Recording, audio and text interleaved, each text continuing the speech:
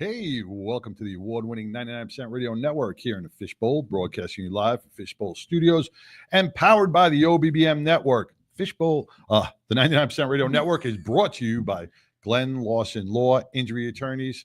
This is Sideshow and Pitbull, man. We want to thank you all for tuning in. We got a hell of a show, so buckle up, man. It's going to be a great ride. What's going on, Pitbull? Oh, same old, same old. Same old, huh? Texas weather's bipolar. I didn't know what to wear today. It looks nice, but it's like freezing out. Man, that was some windstorm, man. I was driving into work the other day, and man, those cross-line winds almost knocked my car right over. It was crazy. Our neighborhood, all the fences are down, like all of them. Oh, you guys got hit up. You're up in North Neverridge, man. We're in the sticks. You're in the sticks. We get hit first before everybody else does. Irving got hit bad. I mean, a couple of some F1 tornadoes, touchdowns. Schools are still out. A lot of people out without power.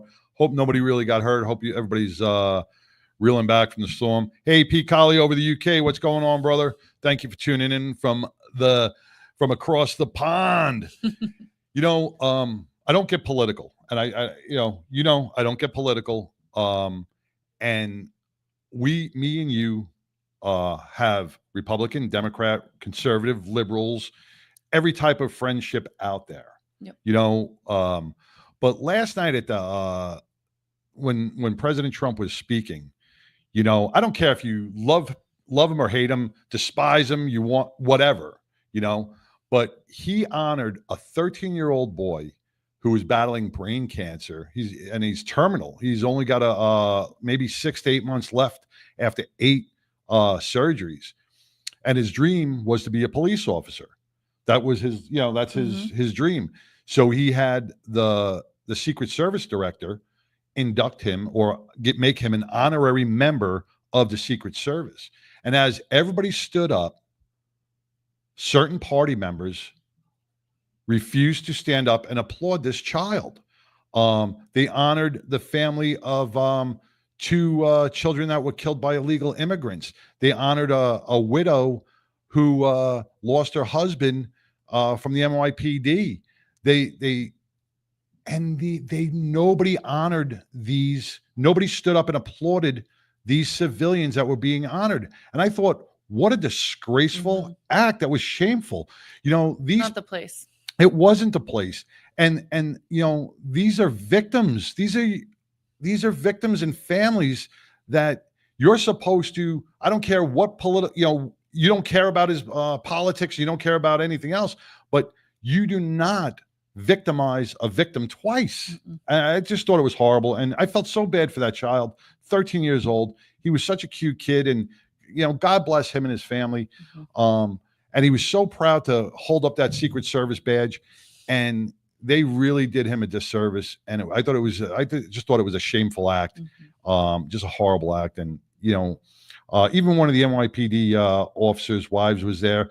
Her husband, they were a young couple, man. Her husband, let me grab his name here. I forgot his name. I have here Jonathan Diller with the NYPD. He was killed, and his wife was there, his widow, and they didn't stand up and clap, man. It was just a shameful act, man. And I thought, man, you got to put that political bullshit aside, man, and honor our people.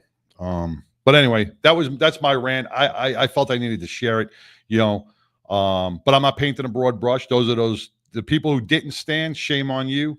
Like I said, who you are. You know who you are. I have Democratic friends that know what empathy is and know what sympathy is and know how to treat people. And I have liberal friends and conservative friends, and they all know how to treat. It's basically it's humanity. It's what we preach on this show, humanity. How that was not humane at all, man. That was some third world country terrorist bullshit. That's what that was in my eyes. But anyway, let's move on. Let's talk about Daytona Bike Week, because Lori Montoya just flew back to Colorado from Daytona. I know Johnny Rizzo and the crew are out there with Motorcycle Mayhem. My mom's enjoying her time. Your mom is enjoying her. She just got her first tattoo. I know. That's so cool. She's in her, we're not going to say how old she's 29. Yes. Yeah. Poodle's got her first tattoo, man. Hopefully she's going to meet up with the Johnny Steaks tonight. Did she get like a tramp stamp? We all have these little birds right here. So she's in our flock.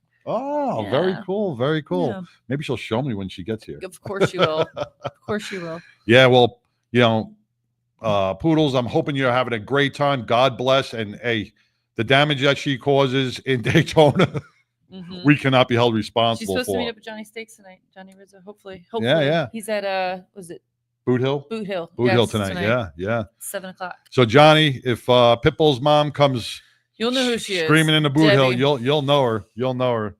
I can't wait. Jessica Shaw with Bikers Against Addiction was down there. They went. Her and her husband were down there on their trike, and I don't know. Barbie the welder is down there. I saw some of her video. She's meeting and greeting everybody down there. So looks like a really good time down in Daytona. Always is here. Looks like they had some jealous. great weather too, man. I didn't see anything about rain or so they're having a some little great bit weather. south. Like Tampa got some rain, but not up Yeah, there. nothing in Daytona. So good. God bless, man. Everybody's having a good time. Everybody stay safe. Hey, Mike DiBartolo is watching, and Jessica Cass. Oh, Jessica from the Battling Betties, and Mongo's on, and Sharon Screws. Thank you guys for tuning in. So appreciate it. You put up a post the other day. Drop a picture of your bike. Everybody likes to show off their bike. Everybody loves to show off their bike. So I went a little step further, and I took all those pictures off. I copied all those pictures off. And Ange, can you bring up that video? Because this is just one of the things that we want to share with you. We want to thank you all for sharing the photos with us of your bike. Yeah, and on our Motorcycle Monday. Yeah, and this is mine and Pipple's way of saying thank you for taking the time and dropping a pic. This video is for you.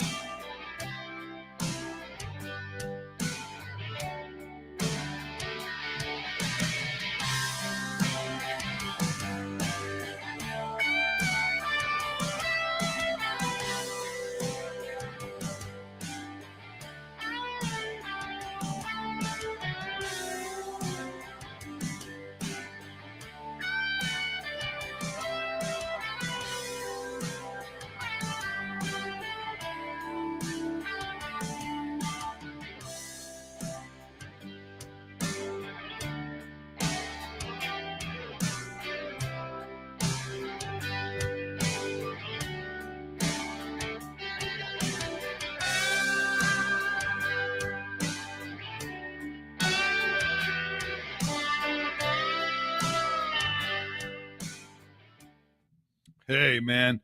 Thank you all for sharing those photos, man. Beautiful, beautiful rides. Man, we are moving into some beautiful weather here in Texas. It's event season. It's riding season. Man, this is my favorite time of year. Yes, it is. It's getting nice out there, except for the cold today. But it's not too bad, though. It's not. I know when it's like cold for you, though. When it's like fall, we kind of like the weather getting a little colder. But now it's like fur. And even my sweatshirt, it's 70 degrees outside. I think the margaritas are thinning your blood a little too much. That too. So sitting in a nice ice house would be comfortable for you. Uh-huh. Yeah. Well, Or hey, you want to talk about some of the events we got coming up? We got a lot coming up. We got a lot of great events coming up. Let's talk about March 22nd. The Battling Betties. It's Veteran Day, man. As you can see, I'm wearing my red, white, and blue, and I'm clashing. I got my do-up hair on. She's got a do-up hair on, but it is all about our veterans and our first responders. But today we're really going to discuss our veterans. Our guest today, coming in from roll call, she'll be here about 3:30. We can talk about everything veterans, but let's talk about the Battling Betties for a second. On March 22nd, you got Pancake Flying. At the Vintage Flying Museum. Yep. I mean, you went there. Yes. I mean, it's huge. I didn't realize how big it was. It's so cool. There's tons of planes inside that you can go in. It's like a museum, but I didn't know they also have people that go in there and work on those planes to get them flying again. A lot of women. Yes. When we spoke to Bill over there, he said 50% of the women, the mechanics who do the repair are women, which is really to promote women in aviation. And the one plane that he showed off to us was a Hollywood plane. Yeah, Hollywood plane. Well, it was a Hollywood drug smuggler kind Probably of plane. Went to Epstein's Island. Yeah. Who knows where it went? But that was Jacqueline Cochran's plane. And if you remember, Jacqueline Cochran International Airport now in California. I'm glad you can remember all this stuff. It's because, I remember stuff that I'm interested in, that I'm real, I take an interest in, and he was really interested. Not like bringing me an Ultra. He was super interesting Not like bringing me a Michelob Ultra that you weren't interested in bringing today. But is something else over there. But anyway, Jacqueline Cochran, she was a female aviator and flew all over the place. And then she sold the plane to Hollywood, TV show host Merv Griffin, right? And for anybody who has any time under the belt, Merv Griffin was, the Leno of the 1950s and 60s. And we got to see the logbook on all the all the stars that flew back and forth throughout California to the Merv Griffin studios.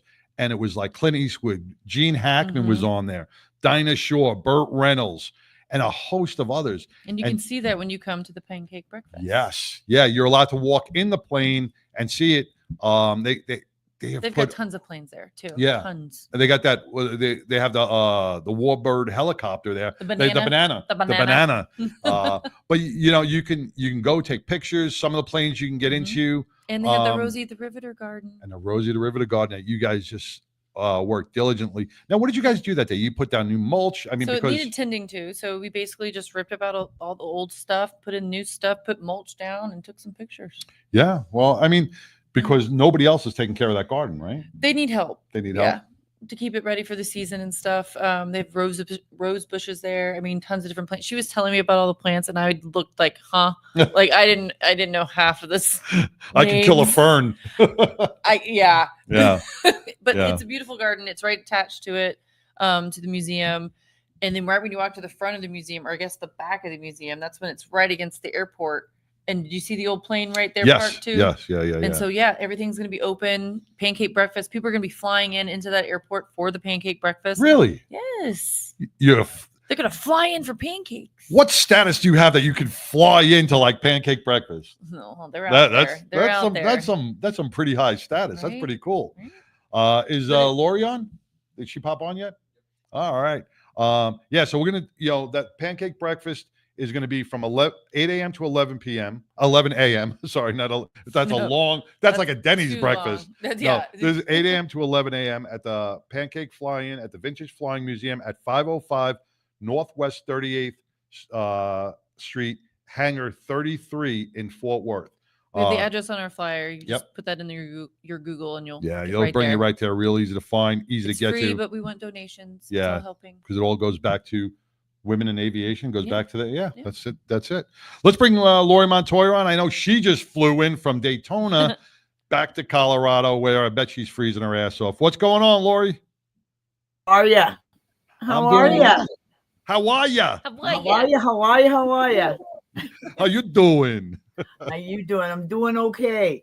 Hey, y'all. Oh man, I tell you, I'm so exhausted. It's been a whirlwind week. As you guys all know, last week I went to Vegas and kind of did a pre-celebration. I didn't realize that when you turn 60, you get a whole week of birthday. And so I went and saw Mary J. Blige. Nice. Oh, look at you. Yeah. She was pretty cool. She sang No Drama and everybody kept tapping me going, we came to hear Mary J. Blige. I'm like, don't care. And then I saw a psychic medium on Saturday and took a ride out in Vegas. Went down to, I think it was Sterling or Oatman, Arizona, which I don't know if many people know the history of Oatman, Arizona, but quite a few celebrities used to go there to get married and kind of get away from the Las Vegas lights and all that. But they have the donkeys that basically live in the town. And they walk all over the place, and they're very friendly, and you can pet them and stuff like that. So You mean it's like free roaming donkeys? yeah, I mean it's no BS. I mean, absolutely. They just roam around, and they have names, and you can feed them and everything else. So we'll have to bring you guys out to the mountain range out here and show you guys around, take you to Colorado. But definitely, there's really, most people come to Vegas and they get on a plane, they land, they throw 100 to have a cigarette, at the airport. Then they get in the cab, they go to the casino, and they really don't get to experience the national parks and all the beauty that's around there. So it's really someplace I'd really love to take you guys. It's quite amazing. And then on Sunday, I flew to Jacksonville, Florida, where my daughter lives. And Jacksonville's about a good hour and a half north of Daytona. And my daughter has a hat bar in St. Augustine. And is that where you bought that new hat? Well, I didn't buy it. It was a birthday present. I had to get another original antler and crown. But Monday morning, my daughter and I, Biker Down and her business, attended something called the Flying Pistons breakfast. And what that is that's done by Marilyn Stemp. Many people might recognize Marilyn's name from Iron Trader News, but she's also a figure at the Buffalo Chip in Sturgis. And so she works with the Sturgis Museum and a company called Strider Bikes. And if you've never seen these Strider bikes, these are bikes that are for smaller kids that get them used to balancing themselves on bikes. Oh, wow. And stuff. And so you'll go to a lot of small racetracks, and they have Strider races where, the little kids that can't ride a bike with a motor, and they do these races around the track. And anyway, they also do a program it's called All Kids Bike. And what the Strider company does with the help of this program is they donate bikes to children that might not be able to, young children that might not be able to afford it. So it kind of goes in tune with where the rubber meets the road, and how we as motorcycle riders pay back our community. And so she has this breakfast, and she has it every year at Sturgis, and she always has it at Daytona. So we were very honored to be able to set up a pop-up shop, make a donation. When I tell you, and I'll post a link on here, when I tell you the amount of auction items that are they actually take the Strider bikes, and then they have bike builders customize them. Right. And these things go for $1,500, $2,500. I actually have one from 2 years ago that my husband actually did an accidental buy it now. The accidental, my thumb hit it, buy it now. And then there's some great vendors, Antler and Crown obviously was there. Ashley donated a custom hat experience, but White Knuckle brand knives. If you guys have a chance, she custom makes every single one of these knives and the sheaths that go with them and things like that.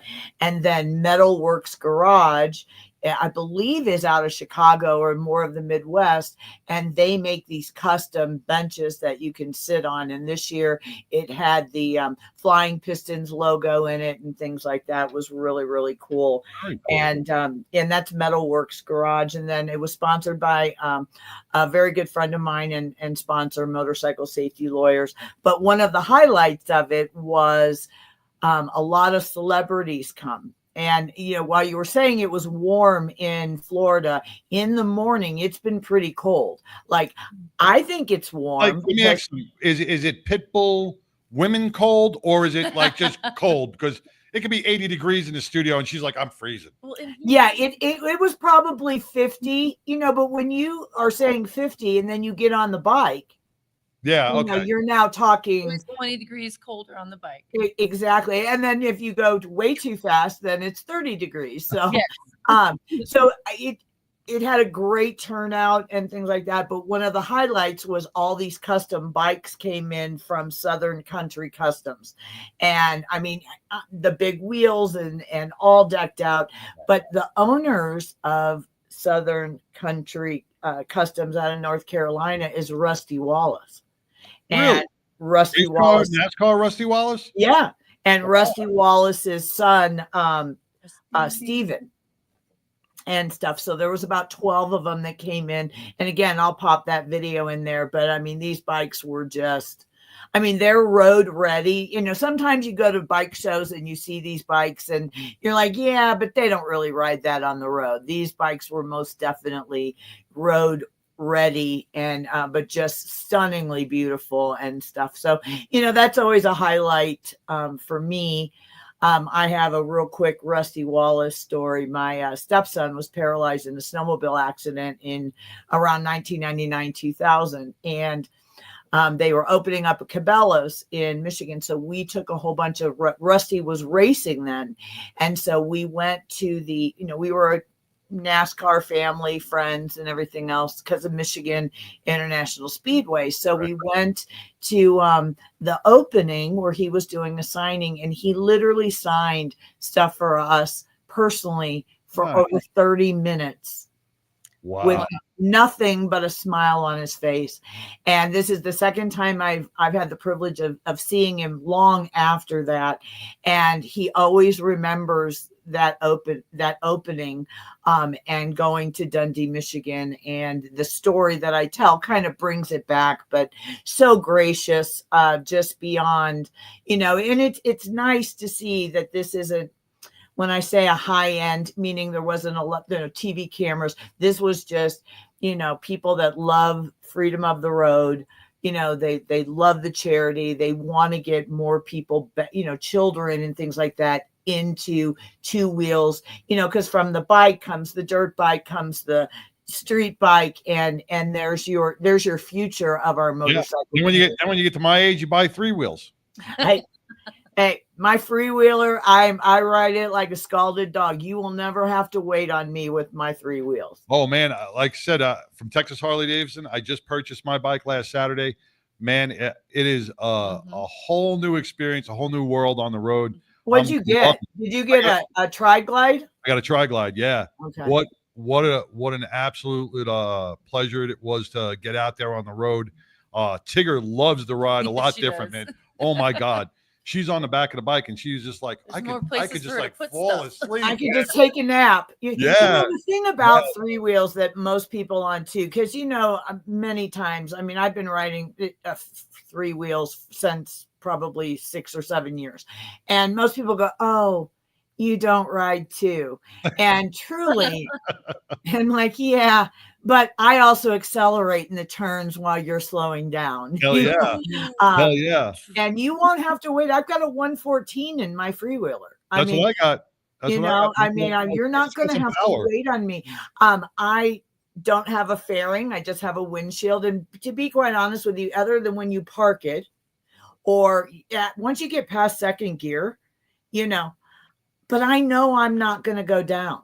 And for everything that Biker Down sees, I just didn't take to two wheels. I'm sure now I could do it on two, but you know what? I'm so comfortable on my freewheeler. And to be quite honest with you, as a woman that does not know how to pack in a side bag like this, it carries all my stuff. Nobody's got to carry my stuff.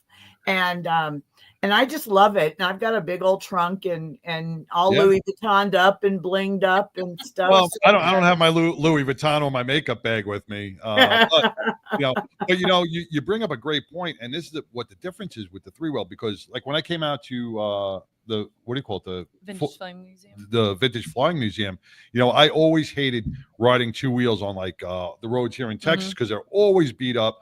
Potholes, grooves in the roads. Yeah. They are, you know, you don't want your front tire being caught in one of those grooves.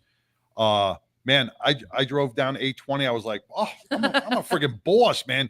It was so the level of comfort of not worrying about getting stuck in a groove or swaying around. And people saw you. And people saw me, man. It was a different level of comfort. And Tigger's like, you know, now you are looking around. You're enjoying the scenery. Like when we came, you're not white knuckling it. You're not white knuckling it, man. Right? You're well, and you're also carrying a passenger. I mean, again, no, listen, my husband rides too. I love to be on the back. I always tell people there's a difference between the intimacy of a couple riding together. There's nothing like it. Where now when Chomper and I ride together, we ride as partners. And what I mean by that is I know how he rides enough where when you're a passenger on the back, I'm like, move over, get over, watch out, slow down, Kicking cars with your feet, right? Exactly, yeah. Like, oh no, you didn't, And I mean, you could give me a megaphone, and I'd be like, get the F off the phone, and stuff. But now we're more partners when we ride, and we ride side by side. Once you are riding with somebody that's comfortable on 3, you can ride side by side, staggered, whatever, and you really, it's just. I think that when people reach a certain point in their writing, it is the next understandable step to go to be able to continue the dream and the freedom of writing. And as long as we all get there where we're going, and as long as we get home safe, isn't that what it's about? So who would care what I write? Right. That's it's all wind therapy. It's all, everybody rides for different reasons. But I'll tell you, a lot more people ride to forget about their daily stresses. They relieve a lot of tension, just to break away from the day-to-day antics and the wind therapy. I see so many veterans and first responders, and and I'm seeing more and more women on the bikes now, and they're trying to just break away from their husband. They're like, I'm getting my own bike. I'm getting my own. The truth of the matter is like Saturday, I could have convinced myself to sleep in Vegas and not gotten up. But I got up and I saw everybody, and it just was the open air, and I had my music on. And again, given that I was going to go see the psychic medium that afternoon, it just kind of cleared of negativity. It cleared my mind. I got back and I was like so glad that I went and got to see people. And it's our world and it's our friends, and life is stressful enough. And as you were saying at the beginning of your show about what happened last night, and I too am political, but I'm not. It's a personal thing with me. I don't fault anybody for how they want to believe and stuff like that. But what I was sad about last night was that we are all Americans. Right. I don't even care what side you are. We're all Americans. We all truly love this country. And I just wish that we all could find some common ground, and I think in those types of situations, just like, listen, sometimes I wish certain people were a little bit more presidential and didn't say the first thing that came out of their mouth. By the same token, I think that people that may have a dislike for him also need to put a little bit of a filter on, and let's give everybody a chance to always, our goal should be to make this the best country that it can be. Hell yeah. Lori, thank you so much for tuning in. And you know what? You went from Vegas to Daytona. You went from Vegas to Colorado, back to Vegas, then to Daytona, and now you're back in Colorado. I hope your body's adjusting and you don't get sick. No, I'm going to get sick, but I'm probably leaving Friday to go back to Vegas for my actual birthday. So, the one thing I love. Yeah. I can't even travel out of Texas. Down the block, I'm worrying about. You're traveling you're just jet setting all over the place. You just don't unpack. You do your laundry and you just put it all back in your suitcase. And we have the toy hauler out there, so makeup's out there, clothes are out there, and everything else. But we love you guys. I'm sorry I didn't have a more in-depth one. No, this was great. I was just a little too too tired and too many time zones and things like that. But we'll see you guys next week. I just want to tell everybody, if you know of anybody that's being injured or anything like that, that's been in an accident, car, bike, I don't care, and you need any help, please consider going to bikerdown.org. Do a help request. Let me spend a little time with you. You know, that's my mission, is to keep you all safe, but to also help you in the event of an accident and help you with recovery. So God bless you guys. Thank you all. Happy Ash Wednesday. If you haven't, whatever your higher power is, you know, just remember that this world's a better place with a lot more love in it. So love you guys. Take care. Love you too, Lori. Take care. All right. Bye-bye. All right, man. Lori Montoya with Biker Down. Talking was from, I guess, now she's back in Colorado, getting back to Vegas. I can't keep track with her, man, at all. But we're going to take a quick break, hear from our sponsor, Glenn Lawson, speaking about accidents and the Wolf Pack. And then we're going to bring our guest from Roll Call right after this. The reason why I made the decision to found and open Glenn Larson Law is for one simple reason. Every single client deserves to have their voice heard, their recovery made, and most of all, the closure and the compensation that they deserve. It has been my personal mission and personal dedication to making sure that every single thing we do with every ounce of loyalty, honor, certainty, and absolute unity to make sure that our client's story is told every single time. This is why I founded Glenn Larson Law. Me and Glenn go way back. We first met in middle school. We were in high school together. We also worked together in college, waiting tables our first couple of years of school. And so we worked in the service industry together for a few years. So that kind of kept our tight bond together. At Glenn Larson Law Injury Attorneys, we are passionate about serving our clients by honoring their stories, their voices, and their recovery. Our firm is built on the foundational principles of honor, certainty, passion, unity, and loyalty. To achieve our vision, we uphold our loyalty to our clients, each other, ourselves, our families, and our clients' families and friends In every single thing that we do. We are dedicated to providing exceptional support and guidance, ensuring that every client's journey is respected and valued. With absolute certainty, we stand ready. Call us. We are here to serve you in your time of injury, to make sure that you receive the compensation, the closure, and most of all, that your story is told.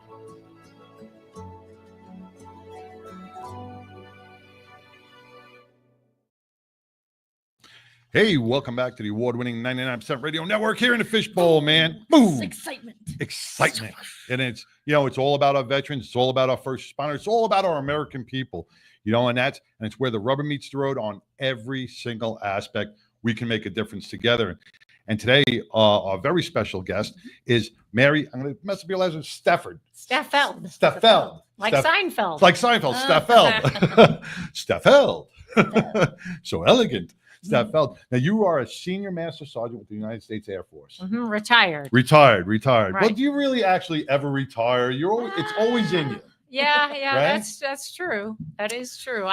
It wasn't that I wanted to retire. I just got too old. They said I had to go. No. Well, now it's time to spend time with your grandkids and your kids and the whole bear, Yeah. right? And just enjoy life. And most of the time, roll call. And roll call. The whole thing of roll Yeah. call. You know, roll call. And you also have the Hometown Heroes. The Hometown podcast. Heroes podcast with Rick Irving. You know, I was watching that yesterday, and I tell you, I was glued to my seat.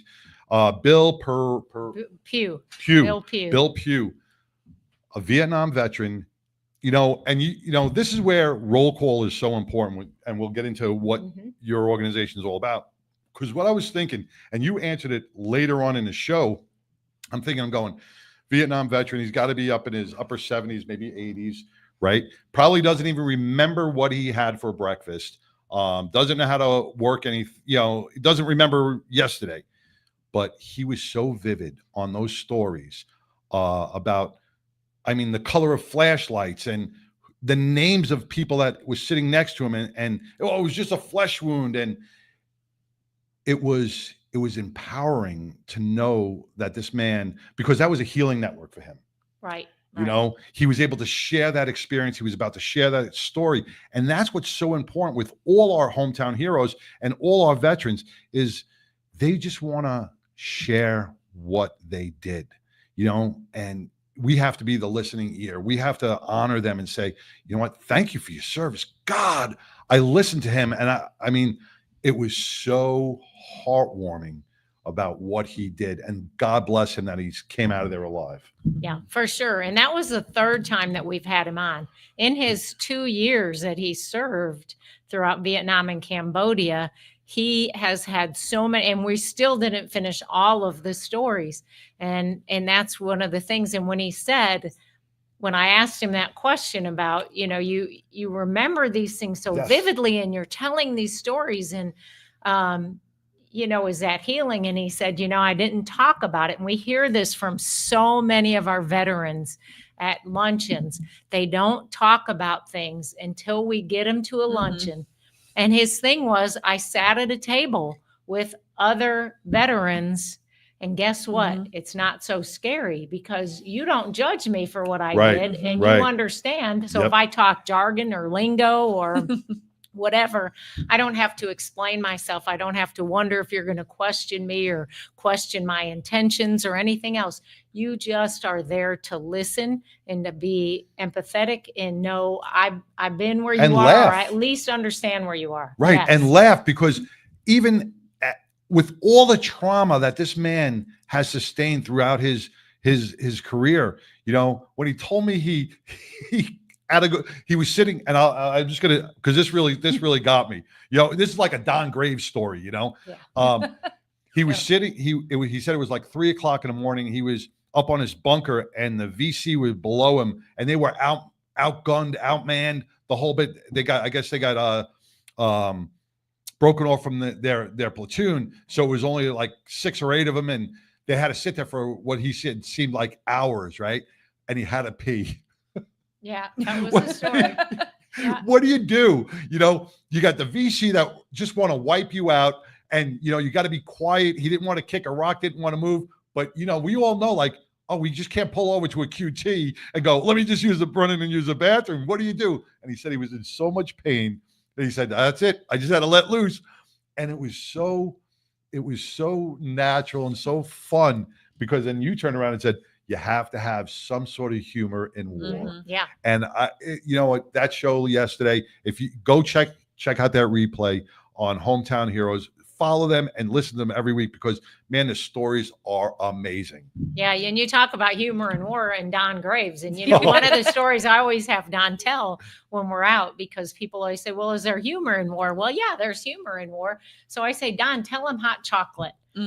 Because that's the story of when him and his buddies, and he says, we were kids, we didn't drink coffee. We're depression kids. We didn't drink coffee, but they had, ration bars, and he had demolition, and they wanted to, well, I'm going to make some hot chocolate. And his buddy said, make us some. So he, shaved off the chocolate, used the demolition to heat up the water. And then all of a sudden you start smelling the aroma of the hot chocolate coming, and it comes over into where I heard the story. Yes. Where the Japanese soldiers are. And he says that, then he hears, hey, Marine, very good hot chocolate. You bring hot chocolate here. And he said, oh, no, you want hot chocolate. You come and get it. And so I always have him tell that, because there is humor in war. And every veteran that we talk to, they can always come up with something humorous that's happened in amongst all the death and destruction and everything else happening. And they can remember even those funny things. And that probably breaks, we use humor to break tension a lot in any walk of life.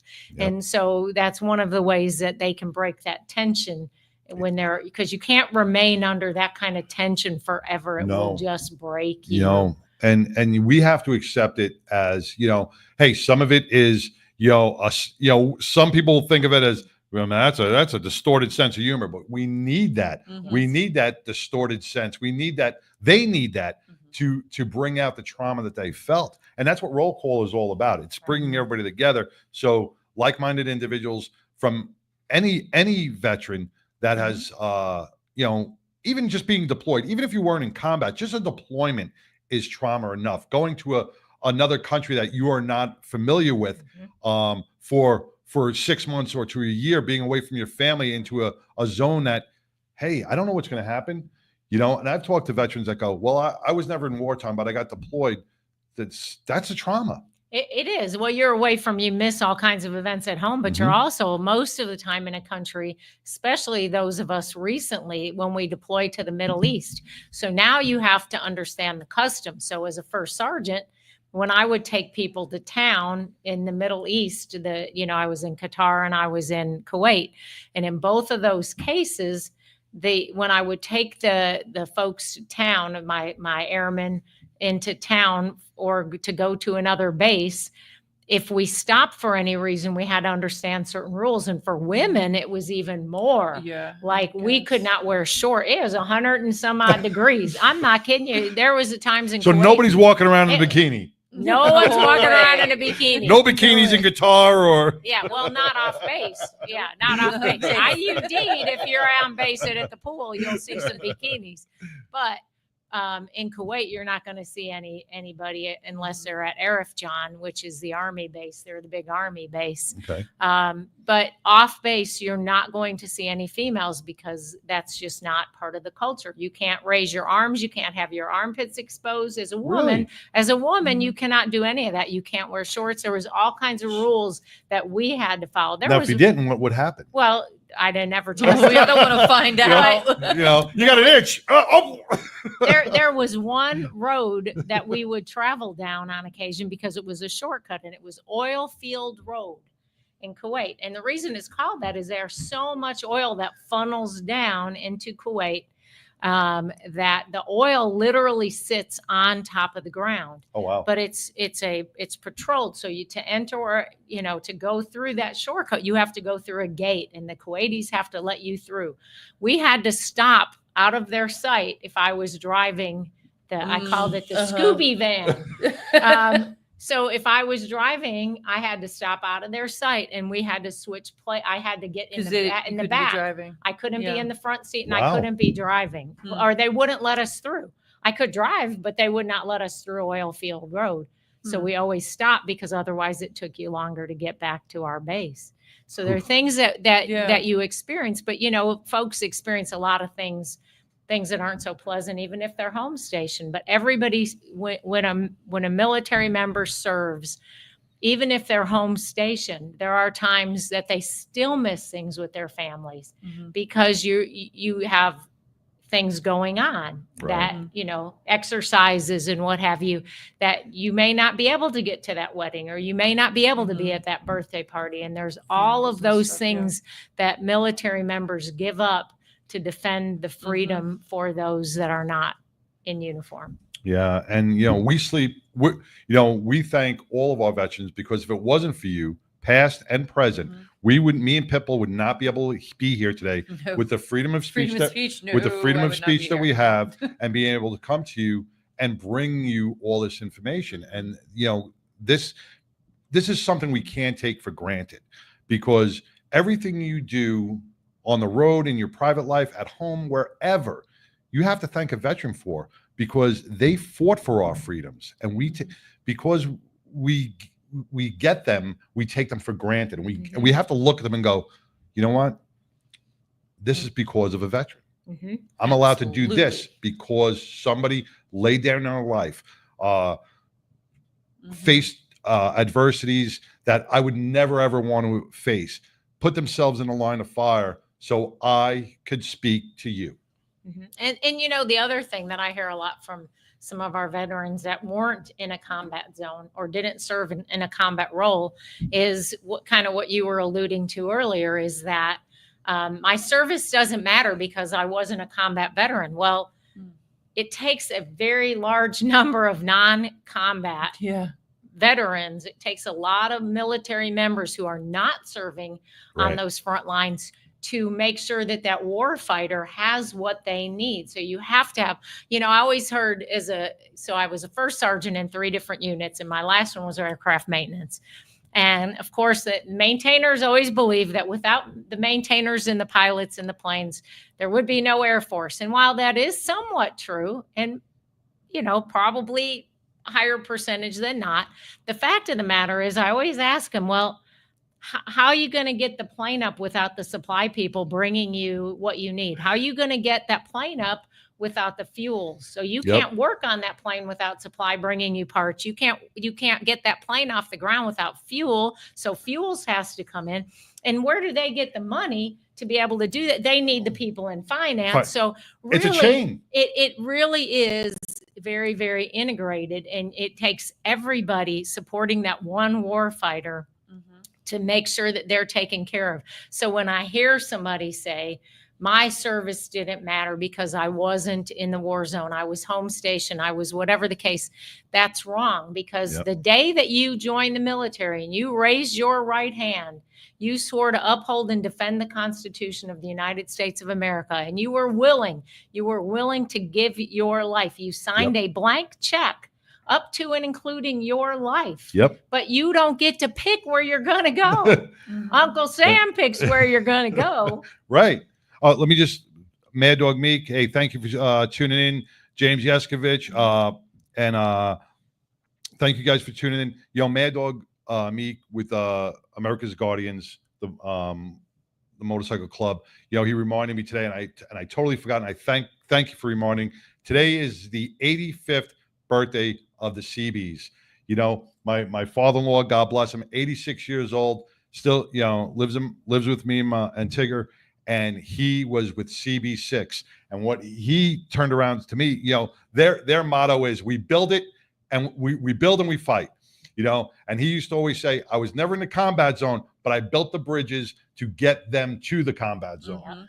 So just like what you just said, it takes everybody to make sure that we win and come home safely. So that all leads into our CBs. Yeah, I was active duty from 78 to 86, and I was a squadron mobility NCO, it's been renamed over the years. But one of the things that we had was we have the Red Horse units and all of that. We had prime beef. So we called it prime RCE. Our CBs basically were prime beef.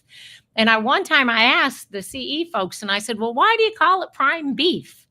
And they said, well, you ever see the cattle cars that go up to market and then come back? They go up full, they come back empty, because prime beef would go into the war zone and they would do all of that construction. And a lot of times, many of them would not come back.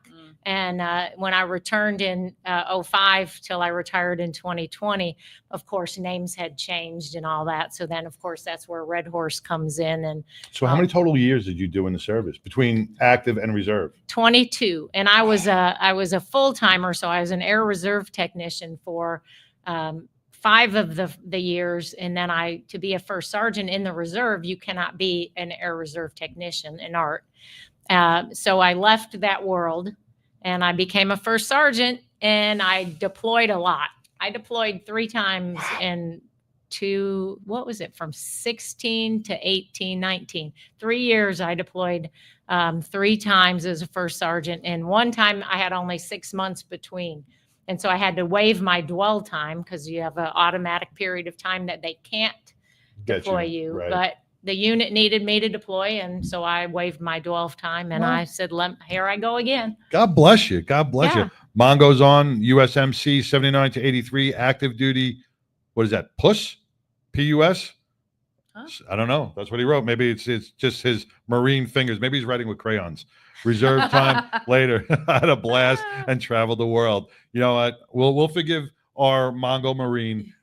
He's typing with crayons. But we'll talk to him on our Mongo log later on in the show. So, with all your reserve time, with all your active time, everything that you've given to this country, you still give back today, to our veterans. And you know what I'm going to do? We're going to take a quick commercial break, ad 2 from Glenn Lawson, and we're going to come back and we're going to talk about roll call and what roll call means to our veterans of Texas right after this. What we believe in at Glenn Larson Law is doing one thing and doing it really well. When I meet people, I always tell them we're going to uncover every single rock possible. That's the medical component, that's your story and your voice. We're solely focused on personal injury, whether that be a slip and fall accident or a commercial 18-wheeler, a motorcycle or DWI, motor vehicle accident. We specialize in that and that only. When someone says, my neck really hurts, I know exactly how that feels. There's so much more to an injury case dealing with the pain level that people go through and how it affects their lives. And I know how to advocate to make sure that the insurance companies take all of that in consideration in every case. We're very transparent and open to always keep them informed and stay on top of their case at all times. Because we're a little bit smaller in team numbers, we're able to really dive into every single case and develop not only a client relationship, but a friendship and a lifelong connection. We're on call 24 hours a day, 7 days a week. We'll meet you anywhere, at the scene, in the hospital, at your home. Whatever's best for the client, we will do every single time. There is a connection component that I believe our firm is committed to. We want to be connected with you and your family beyond this case so that you know that you have a lifelong partner, not just a case, but a lifelong connection and a lifelong voice. And we look forward to serving you.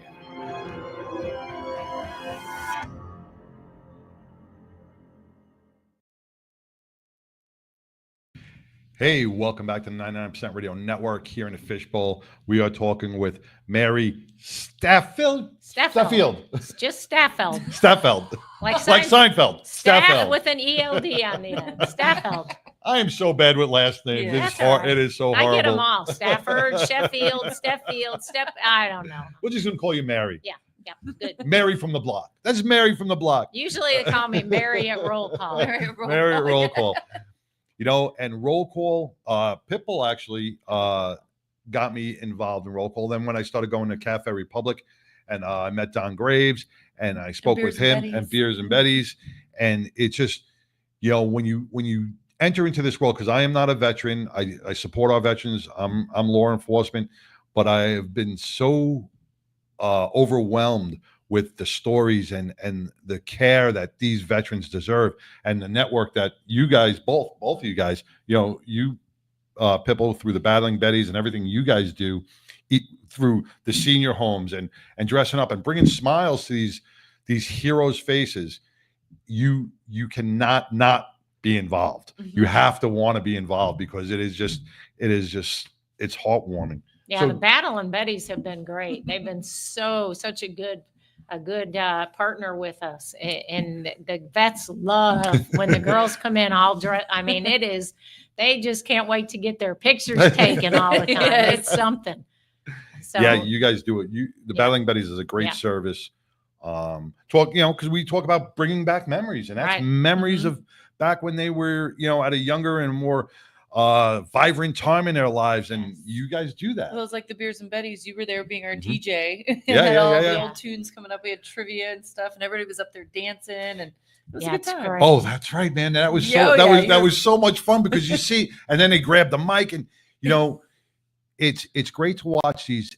You know, and I don't want to use elderly because they are spring chickens, man. They come alive. They, you know, Mhm. instead of watching Gunsmoke on TV all day long, they are out with their people, and they become the younger version of themselves, and they party and they have a good time. They And that's did. and that's the life we have to, as citizens of America, we have to give that back to them. We can't let them lose their youth and their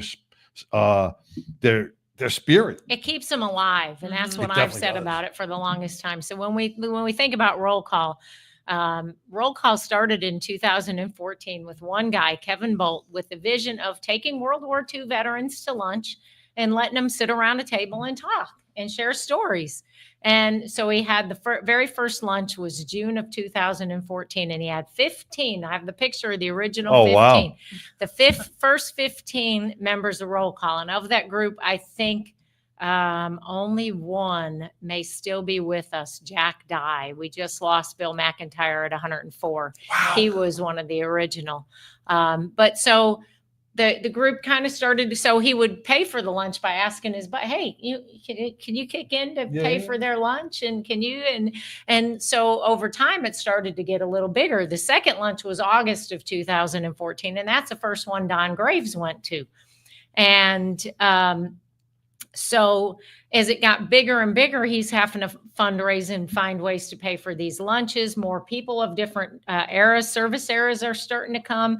They were meeting over at a water park in White Settlement, and then the water park didn't apparently pay its bills sometime in 2016. And so they were looking for another place to go, and Bill McIntyre happened to go to Birchman Baptist Church. And he said, I know where you can go. He went and talked to Brother Bob Pearl. And Brother Bob said, bring them, and doesn't charge us for the facility. We pay the food, we pay the caterer, we pay the tablecloths, we pay that kind of thing. We don't have to pay for a venue, because if we did, it would almost be cost prohibitive for us to do it. Because where we started, I joined roll call. I came back from a deployment, and a fellow first sergeant had signed up to go. He had found out about roll call, and he signed up to go visit, because one of the other things that roll call does is go to visit veterans in their homes, rehabs, wherever they are, if they would like somebody to come visit them. So he contacted all the group of shirts, and he said, hey, can somebody go visit this vet for me with this group? And I'm like, well, where is he? And he told me, and I said, what do you do? I said, that's 10 minutes from my house. I'll go do it.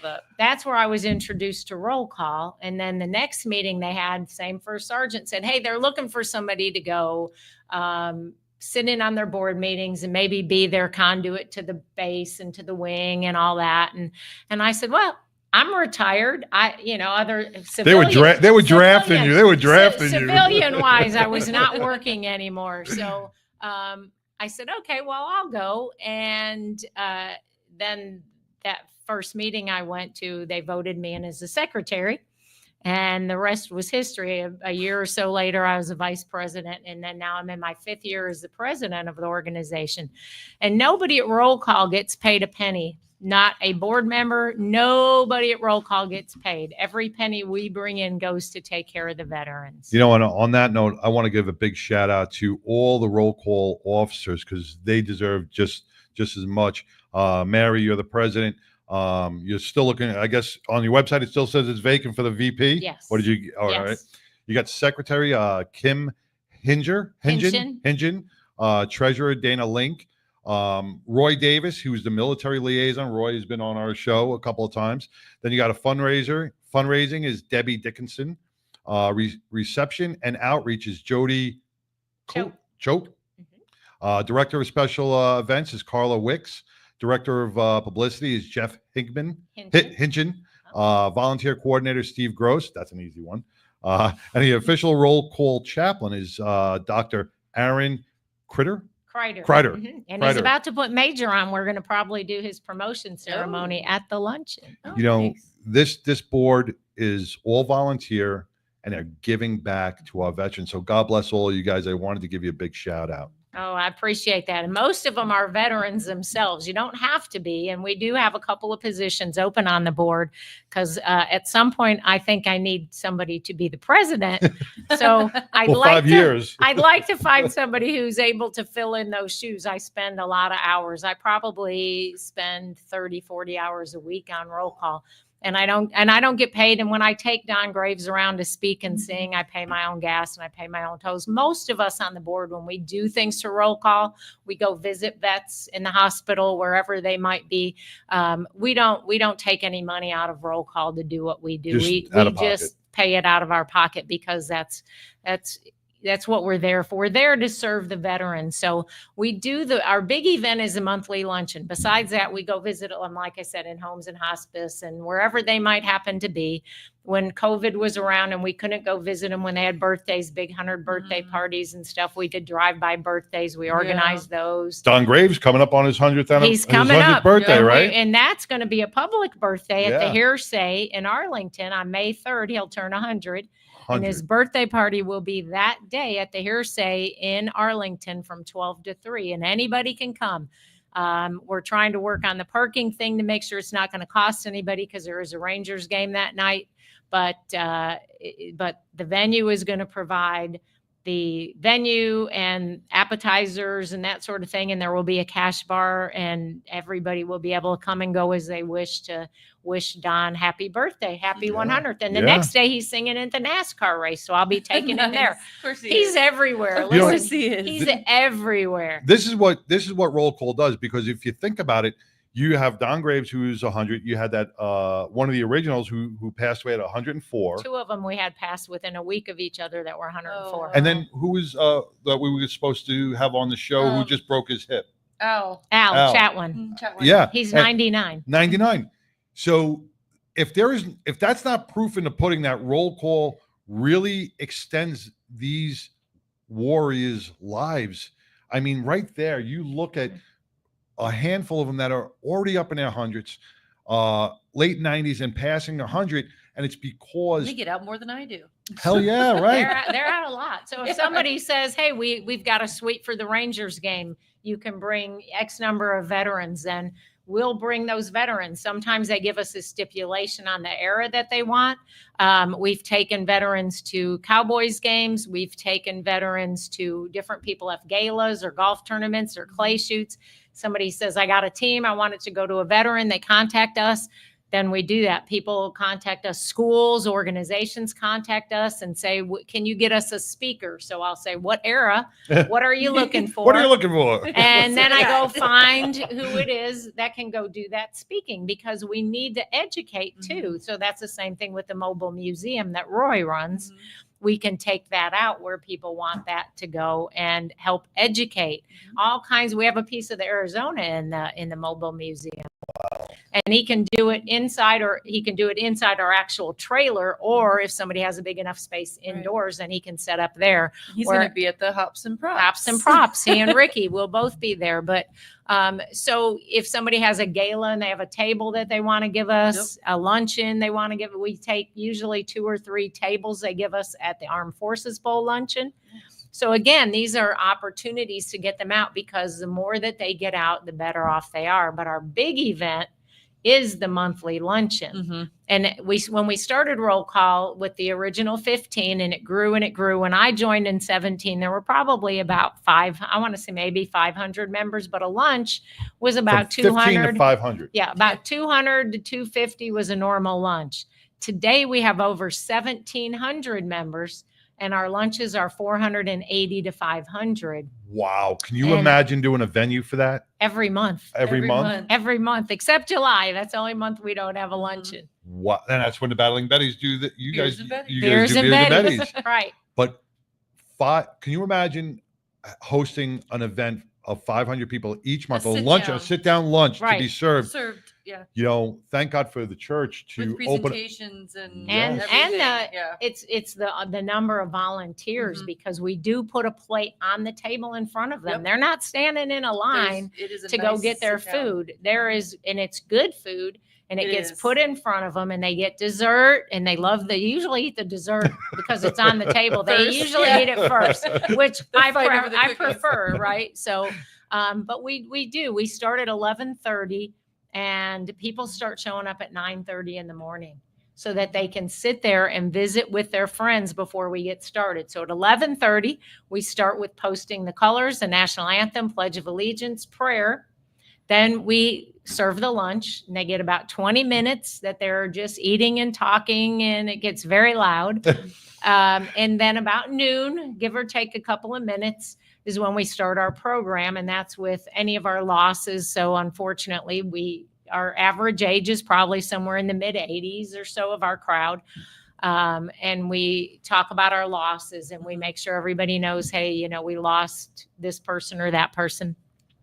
We share a little bit about them, and then we may have some announcements, some different things that are coming up in the community, things they want to know, whether that's, we recently found out from an organization that they will for free help veterans with their applications to get their care taken care of by a caregiver assistance program.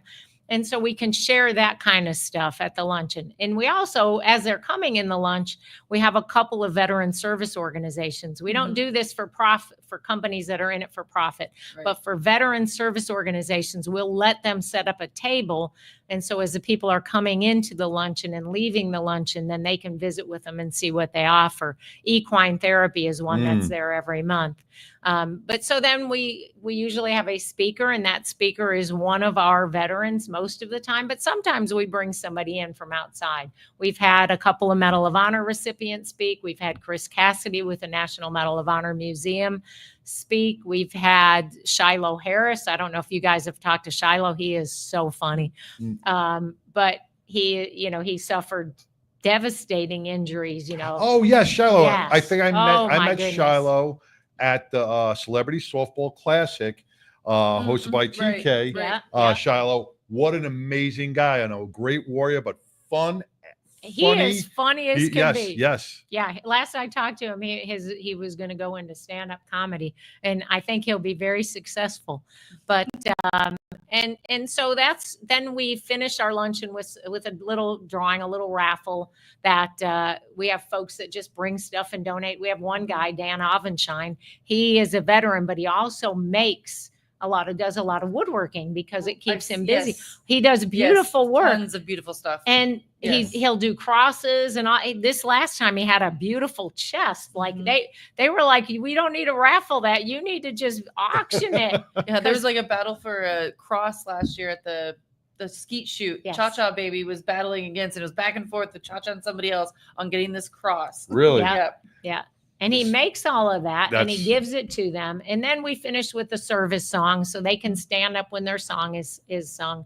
And then we leave there, and some of us go over to the Boomer Jackson Lake Worth and have a couple adult beverages. I heard it through the grapevine Yes. that sometimes you'll see some of these guys in the ice houses Yeah. or Boomer Jugs. There's Or Boomer Jacks, just yeah. no telling where you might see Boomer us Street, after yeah. a lunch because Yeah. some of us need a beverage. yeah. But you had asked, how do you get involved? And roll call is open to anybody. You don't have to be. We have a lot of non-veterans that just have a heart for veterans that are members of roll call, and it costs $0 to join roll call. It costs not a penny for anybody, veteran, not a veteran, volunteer. We have a huge number of volunteers. We can always use more. So some organizations will contact us and we'll say, oh, you can bring 10 volunteers this month because we don't want too many in one month. But it's a great way for organizations to get involved and they can come Yeah. and serve. We have, scout troops that come and do that. We have Daughters of the American Revolution are there every month serving. Different groups will come in. But so all they have to do is go to our website at roll-call.org. And on that homepage at the bottom, it's got a little thing says join today. Make sure you put that dash in there. Roll Has to dash be a call. dash. Or you're gonna go if you put roll call in, you'll go some government White House Yeah, thing. I You don't even want know that. where you go. Roll call, roll-call.org. Right. And then you fill out that attendee form, and then you'll start to get the information for when to RSVP. So we open the RSVP line about 11 or 12 days before the luncheon. We fill up 480 seats in about 3 to 4 days. Wow. It's typically it's pretty very quick. full. And then I have a wait list that I fill people in as people have to cancel because they get sick or they have appointments come up or something like that. It's a Rick and I on our Hometown Heroes podcast, we call it the hottest ticket in town. Yes. You have to get it because it's the hottest It's ticket quick. in town. It sells out quicker than cowboy tickets. Yeah, it does. I won't even go into that. But the cost of the luncheon is $0 for veterans. And what we ask Right. the non-veterans is if they're able, it costs us now, it was $10 a person, but now with the increases in prices and what have you, it's $15 a person to do the food. So we ask the non-veterans if they're able. We understand sometimes a caregiver comes or a spouse comes or, a child or whatever, and maybe they can't afford that $15. And it's not the end of the world. We're going to raise money so that we can cover these luncheons. And so all we ask is that the non-veterans, if able, contribute the $15 cost of the meal at the luncheon, or they Right. can do it when they RSVP. We're fortunate that we only have to cover minimal costs, so it helps. We have some great sponsors, Lockheed Martin. Not only do they sponsor a lunch every month, or not every month, once a year, but they also give us usually 5 games that we bring one veteran each to, and then we get 3 additional seats, 1 roll call member and 1 to 2 members of their family, and they nice. honor that one Nice. veteran at the game with Lockheed and the Rangers, and they give them access to the Lexus suite. Oh, They nice. meet the Lockheed executives. You know, they bring the camera right to the chair there, and they put them up on Well the big deserved. screen. Yep. Well And it's deserved. cool. So on the March 28th game, John Boswell, who turned 100 in, I think it was September, he was on Iwo Jima. He was a Navy corpsman. And the stuff that man saw, you can only imagine. And, Yeah. you know, we're in the period of the 80th anniversary of the Battle of Iwo Jima, and that ends on the 26th of March. So I thought the March 28th game was the perfect game. And 2 of his grandchildren, Rachel and Kyle, will be going with him and me. And so we get them to these games with Lockheed. American Airlines sponsors us. We get that for bringing in speakers if we need to, or to use those miles for raffle or for auction, that sort of thing, to raise money. The Gary Sinise Foundation last year sponsored 2 of our luncheons. They're already on deck to sponsor our April luncheon, which I'm going to meet with the base tomorrow to see if this will be our 4th year that our April one is on the base. That one, we get to bring in more people because we have less space constraints. So we'll have 700 or 800 at that lunch. Now, Roy told us the last time you moved churches, right? Well, temporarily. Right? You moved churches because what Roy said was the pastor at the one church said he wanted to make a bigger space for you guys. Because he fell in love with what roll call is all about, that he was like, wait, I got to make this space bigger for you guys. What a heart. Yeah. What a heart, right? Yeah. He called me last week, Thursday, and he said, hey, I'm going to try to be at the lunch tomorrow, but if I can't, I want you to give the update. It looks like they're going to turn the church back over to us in June. You guys don't have a July lunch, so we should be able to start back at Birchman in August. But in the meantime, the pastor at Willow Park Baptist Church has been gracious. He and Brother Bob are friends. Brother Bob actually is the one who got with him and got it arranged. We didn't even have to do that. He arranged it so that we had a place to go while they renovated. And that means so much to our veterans. It means a lot, because if they didn't have this lunch for the months that they've been renovating, it really would have been devastating. Because they start falling out of touch then, right. You know, and You'll look forward to that. Right. Because I mean, when you get to that age and, you know, a lot of your family's gone or whatever, you, like you said, people, you look forward to that day out. You know, you probably, I don't know how I'm going to be when I get to that age, but you gear up all month long going, all right, now we're in this week. My father-in-law does the same thing. My father-in-law goes out with his buddy every Wednesday, and his buddy's been sick, you know?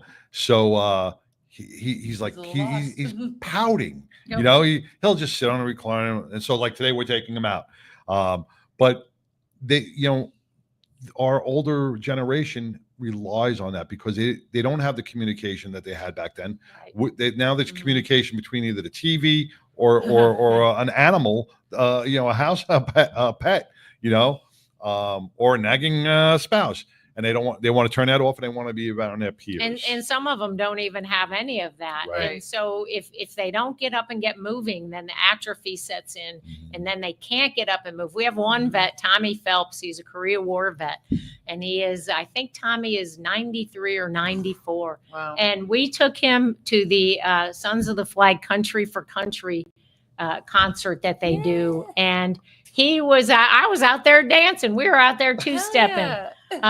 So it's really such a great opportunity for them. We have the March 8th, the international, I can't remember the whole thing for it, the name of it, the International Leadership. It's a school, and they have boys at that school. And so they come and they serve as honor guard for us, but they're doing an event on March 8th. It's a formal, an adult prom, and veterans can go for free, and it's a small charge for their spouses or anyone else to go with them. but it's a 3-course meal, no alcohol, but it's a 3-course meal and everything else. And it's, again, another opportunity for them to get out of the house, put on some good looking clothes and go have fun. Yes, I like that. Night on the town, Yeah. put your good shoes on, your nice shirt, get out there. I like it. Yeah. Put on your prom dress. Yes, Oh, put yeah. on your prom dress. Like when I said, Donna. That's not this event, is it? No. Oh, no. That was, I No, saw that was for TK. TK does a lot of events that folks get invited to, but this one is actually with the school. Master Sergeant Lee Lacey is the organizer of that one, but it's ILC. I just can't remember what it exactly stands for right off the top of my head. I'm old and forgetful. Yeah. So, if you're a business, small business, big business, sponsoring 1 vet, 5 vets, 10 vets, whatever you can do. If you sponsor a meal for a vet, that really takes a lot of burden off what roll call does every month. So, I mean, as a business, you can supply 5 vets each month with a luncheon, and that will help. If every business does that, it takes a huge burden off some of these volunteers who are going really out of pocket, and it's not much. $15 is not much. It's a Starbucks. Give up 2 cups. One small Starbucks. One small Starbucks. Give up a cup of coffee for a veteran and donate it to roll call. How else could people help? And like you said, volunteering. They can come in. I'm sure there's a lot of work to be done. Get on to the volunteers, but $15. You can't even put a price on the smile you get. Like when you said you were 2-stepping, right? I could just imagine the smile on his face when you guys were just dancing, and that's gotta. And he was out there with different partners. Oh, like I'm sure. all night. I'm sure. I'm taking advantage And of I'm the like, whole night. Dude, there are people that are way younger than you that can't keep Can't up do with that, you. yeah. It was crazy. Oh my God! When I was at the Beers and Betty's, I was watching them on the floor. I'm like, Mhm. I can't do that. I was already beat. My feet were already there's hurting. no I was way. done, and they're still out there dancing. I loved it. God bless them, man. And that's what it's all about. Sir, those our veterans, we sleep well at night because of our I don't veterans. know about that. Well, I mean, yes, because of that. We but- sleep safe at night because of our safe veterans at night. and our first responders. Can you imagine, and I say this all the time, can you imagine if it wasn't for our veterans, if it wasn't for our first responders out there each and every day, 24 hours a day, 7 days a week, what life would be like? Mhm. That you couldn't call 911, you couldn't count on the military to protect our homeland. We would be invaded. We would be under constant threat, and that would make the United States collapse. So these men and women that are out there each and every day, hot, cold, holidays, doesn't matter. They serve us in a capacity that we have we couldn't, they're willing to give their life. They sign that paycheck. They sign that oath, and we have to give back once a month, twice a month, whatever we can. The Battling Betties does it. 100% volunteers. These women go out there and they bring smiles to all our veterans' faces. We see numerous organizations. Be a part of something that's bigger than yourself and thank them for it. Yeah. You know? And when you thank a veteran, I would ask 2 things. Consider not just saying thank you for your service, but maybe say thank you for my freedom. Because I like that that. is Oh, I like that that is too. one I of the like that. veterans came to me one time and said somebody said that to him, and it really touched him more, because it was like, it wasn't just a canned statement, it was a Yeah. heartfelt, I understand what you did for me. So thank them for for your freedom. The other thing is, if you happen to see women in a group of veterans, because women do not wear hats or jackets or anything else.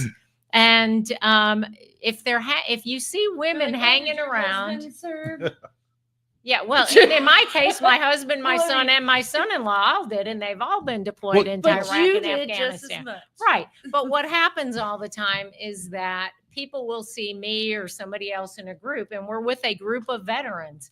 But because we don't wear the physical garb that says we're a veteran, they will come up to every one of the men and say, thank you for your service, or talk to them about their service, but it won't even click that I've seen it. So don't make assumptions either way. Just ask the women if there's not any kind of a hat or any kind of a way to know. Just say, did you Yep. serve also? And they will tell you if they Mm-hmm. did. We've had many women service members on our show. Deanna Wheeler, country singer, Yep. she served. We've had Angel Carter, Mhm. U.S. Angel, Marine, right? Angel, who still gives back to our service. We had Pam Barrigan in here, U.S. Coast Guard, and numerous others. You know, so you're right. There's a lot Do of not- us these Yes, days. do There's a not lot. judge. You know, and looking at your bio, there was a part that you were almost disqualified a couple of years because of women, right? They weren't allowing women in one part of the reserve or something. It was in your bio. I forgot when it was. She's like, what? Oh, it's in your bio. There was one part that you had to wait like 2 years before you maybe it was for the aviation aspect. I don't know. I was reading it. I was like, wow. No, I came in at a time when it was after that point. I came in Oh, maybe it was after that. 78. So when earlier years when women would come in, if they would get married and have kids, they had some of the women in our organization, they left the military because when they got pregnant, they had to. I left the military in 86. I tried to come back, but at that time, because of a family. right, because at that time it was in the is 86. And so when I got out, I was like, man, I don't even like civilians. I was having it because we didn't have all these programs, all these adjustment programs that you have Yeah. today. And I was from the Chicago suburbs. I lived there, grew up there my whole life.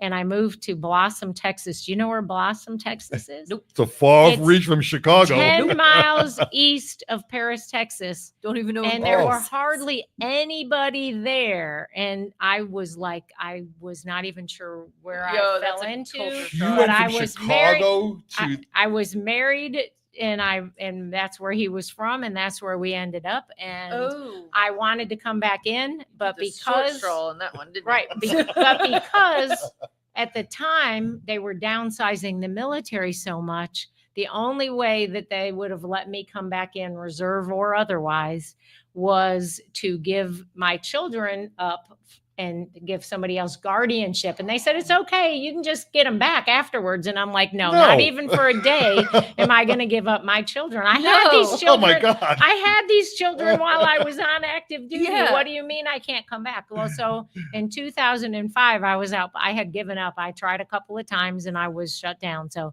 I went years without even thinking about it. And in 2005, I was the area director with Applebee's, living in Waco, running multiple restaurants. And I got on military.com thinking that my service must be good for something. There must be some benefit I'm missing or something. Right. And I got a little pop-up box. Said, you think you can't? Maybe you can. This is 2005. Well, maybe I can. Contact a recruiter. Done. 2 weeks later, I was back in. I had to go to MEPS, do a physical with all the 18-year-old kids. I was 45 years old. Wow. Like I was in way better shape than them. And so I was back in and then I gave up my lucrative job in the restaurant business and became an art. So I took about a 66% pay cut to be full-time, wearing that uniform full-time. Wow. And because my civilian and military job were linked, that's what it means to be an art. And it meant so much to me to put that uniform on. Mhm. My kids were grown. My son had joined. My husband was in. There was no reason that I couldn't take that pay cut, moved up to Fort Worth from Waco, and the rest That's who was you history. are. But that's who you are. And most veterans, that's the way that most veterans are. We have a servant's heart. We believe in leading from the front and serving others and getting the job done, just like you talked about Angel and Kara Martin and Mhm. Marita Sumner and all these other veterans Yes. that you'll see that are running organizations are doing great things. So Yep. there's a lot of veterans out there doing really great stuff. And most of the time we aren't getting paid a penny to do it. We're doing it because we love it and we have a heart of service. But that's the warrior ethos. That's what's in us that made us join the military to begin with. Well, Mary, I want to thank you, everybody from Roll Call. If you want to stick around, we're going to be bringing on is our crayon eater on? Is our crayon eater on? Must be a Marine. Yes, he's been If you'd like to watching. join us for Yeah. his version of the Mongol log, you please, he gives it from his Marine perspective. And you, California. unless you want to stay with this, or you got No, to go. I got gotta a go? grandson has a baseball All right, game. all right. Well, I want to thank you and all the members of Roll Call for coming here. I want. When can they catch you on your podcast for Hometown Heroes with Rick? Hometown Heroes podcast is Tuesday mornings from 10 to, usually we go a little over, probably about 11:15. And if you don't catch it live, then you can go to the Hometown Heroes and you can get to the YouTube. And if you haven't, we have a couple hundred shows out there now, and they're different stories of our veterans. And you can go back, you can listen to John Ewell. He was a POW in Vietnam. You can listen to all of Bill Pugh's. You can listen to, gosh, there's a number of them.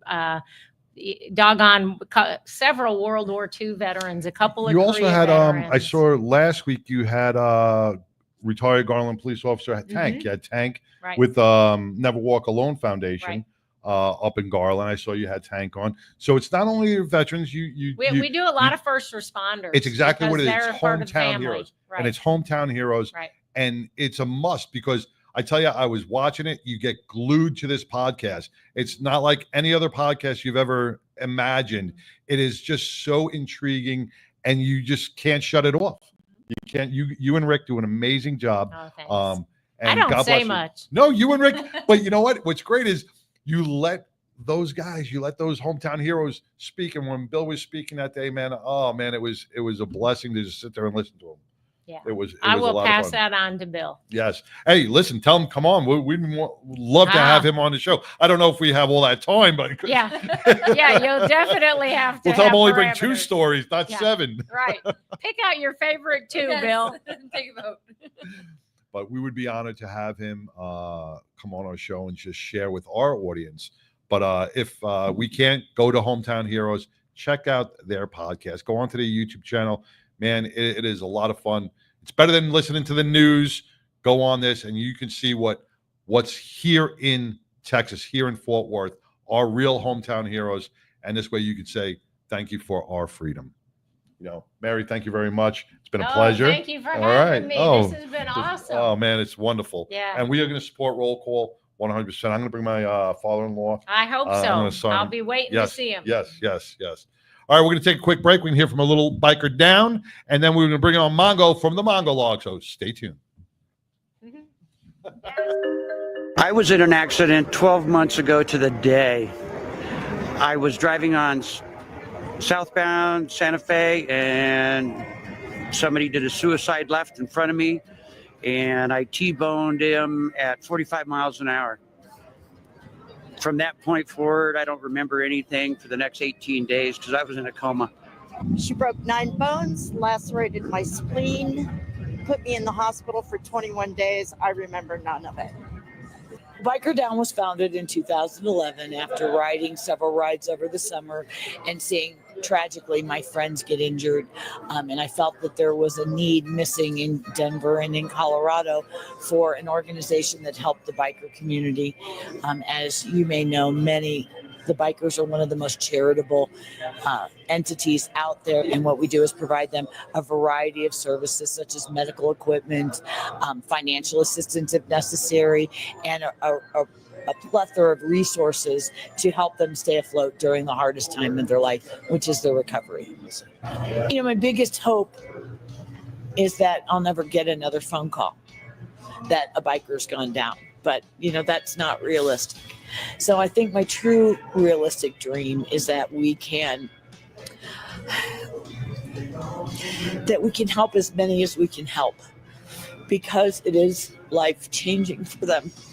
Certainly donating and volunteering your time. And even if you can't do that, attend our events. You know, attend our event and get a $20 t-shirt for your $20. You know, those kind of things make a big difference in a small nonprofit like ours.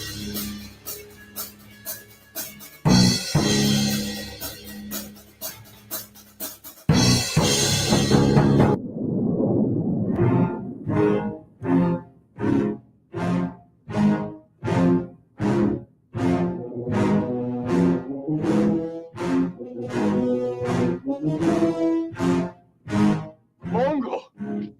Santa Maria! Never mind that shit. Here comes Mongo! Hey, everybody. So I figured out there's probably about a 15-second delay between live and what I'm talking about. So I hope you guys can follow me, and I hope we work all the technical difficulties out. I actually enjoy doing these things, and I want to pass this information on. So this monologue is titled, Who's Next? There is increasing support among a faction of Democratic strategists for Stephen A. Smith to run for president, aiming to shake things up following a devastating 2024 election cycle. Smith is an American sports television personality, a sports radio host, and sports journalist.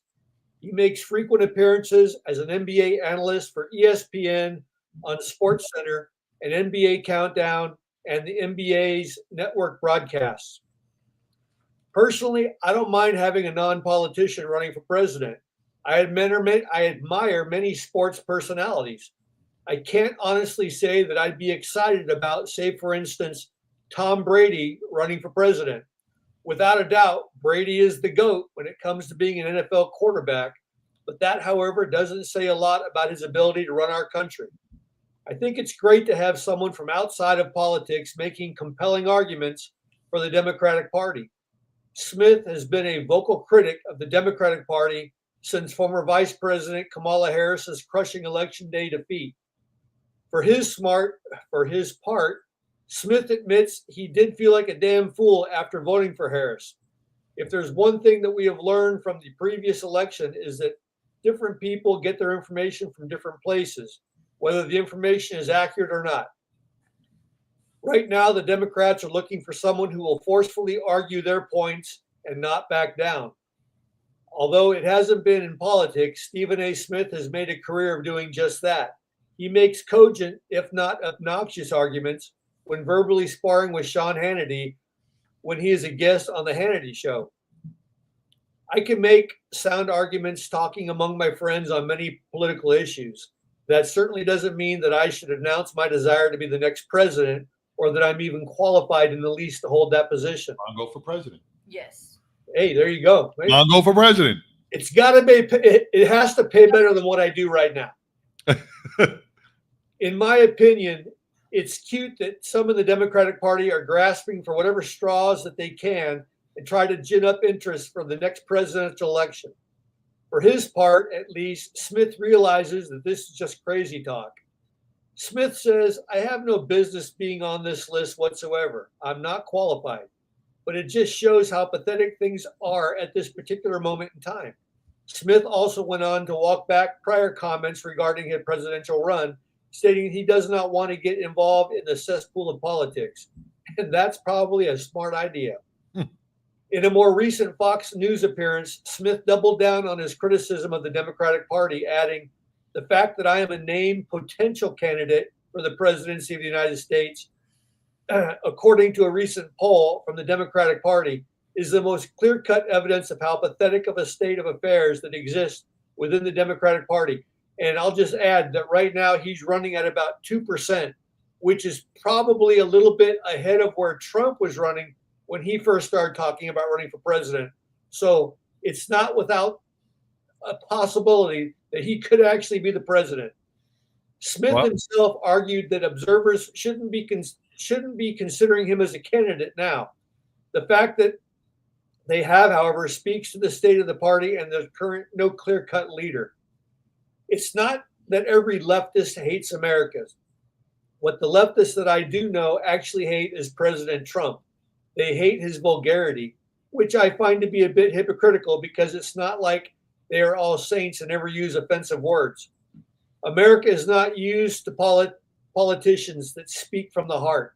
The left resents his unwillingness to walk away from a fight, his bluntness, his certainty that America is exceptional, his mistrust of intellectuals, and his love of simple ideas that work. Trump does not fit in anyone's mold of how a politician should act or speak. His beliefs are simple, and his refusal to believe that men are men and not interchangeable in public restrooms, sporting events, and even prison confinement is a popular and enduring quality for for some odd reason, shocks a good portion of the American population. Worst of all, or best of all, depending upon your thought process, he has no specific ideology except for getting the job done. His goals are to do the task before him, not to be pushed around, and to otherwise just enjoy life. In short, he is a typical American, except maybe somewhat more bold and exaggerated. Because of this, he has no constraints to cramp his style, except for the ones he places upon himself. It's possible that President Trump lacks constraints because he is filthy rich and always has been. Unlike many rich men, he revels in wealth and feels no need to apologize for this fact. Unlike typical politicians, he never learned to be embarrassed that he is a male with ordinary male proclivities. It is true that there have been times that he has treated women disgracefully, for which Americans on both the left and the right are ashamed of him, and as they were with JFK and Bill Clinton. This may surprise a few people, but we survived as a nation through the presidencies of all three of these men. The difference between citizens who hate President Trump and those who are able to live with him, whether they love him or merely tolerate him, comes down to their views on the typical American, the farmer, the factory hand, the auto mechanic, the machinist, the teamster, the shop owner, the clerk, software engineer, infantryman, truck driver, union worker, or housewife. The leftist intellectuals that I know don't necessarily dislike such people. They dislike such people insofar as they tend to be conservative Republicans. President Trump reminds us that the average American really is who the average American really is, not the average male American or the average white American. These Americans come in all sizes and shapes, and at this point in history, they want America to succeed for them and future generations. We know for sure, come 2028, intellectuals will be dumbfounded at the number of women and blacks who may not have previously voted for President Trump, but are actually satisfied that he actually did the job that he was elected to do. He is quite possibly realigning the political map. Plain average Americans of every type versus the fancy leftists who believe that only a Democrat can and should gladly spend the money that we don't have for the bullshit programs that we don't benefit Americans or put a dent in our national debt. This leads to an important question, a question which will be dismissed indignantly today, but not by historians in the long run. Is it possible to hate Donald Trump and not hate the average American? Honestly, I couldn't tell you if I would choose him as a friend or if he would even choose me as a friend given the choice. What I see on the left is often plain unconditional hatred by a left-wing hater, and God forgive him for this, is proud of this hatred. The hatred is discouraging, even disgusting. In my opinion, it does not mean that the average Trump hater truly does hate the average American, male or female, black or white, or whatever subgroup one may fall into.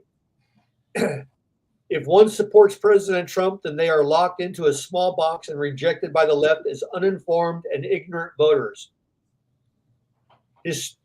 History sometimes has a brutal sense of irony. In 2022, Trump left Washington in disgrace. In 2024, he returned like a triumphant general, conquering and reclaiming territory that a weaker general had sacrificed in the name of being woke and unable to assert an opinion or an idea for fear of rejection. This is an unprecedented phenomenon. A former past president who survived 2 impeachment trials, faces multiple criminal charges, not to mention 2 assassination attempts, and was still able to achieve, oh shit, here we go. Hang on a second. Did you lose your place? Yeah, my screen just went brew. Okay, here we go. This is an unprecedented phenomenon. A former past president who survived 2 impeachment trials, faces multiple criminal charges, not to mention 2 assassination attempts, and is able to achieve electoral victory for a second time. Those who voted for Trump this past November were worried about the nation, not necessarily its image. The president deserves our respect because his job is to steer America towards success. Our mainstream media network commentators, socialists, high school teachers, and eminent professors have all taken it upon themselves to be our voice and our conscience. These voices have actually convinced at least half of America that they are actually educated, informed, and absolutely indisputable. These left-leaning voices have forgotten the basic human stuff that has made America great and is making it greater all the time. And that, my friends, is that. Whiskey improves with age, and I improve with whiskey. My name is Mongo. Whiskey goes in and wisdom comes out. I smoke cigars and I know things. Mongo is out, and now back to you in the studio. All right, Mongo. Well, we're going to play your outro, and then we're going to bring you back on real quick.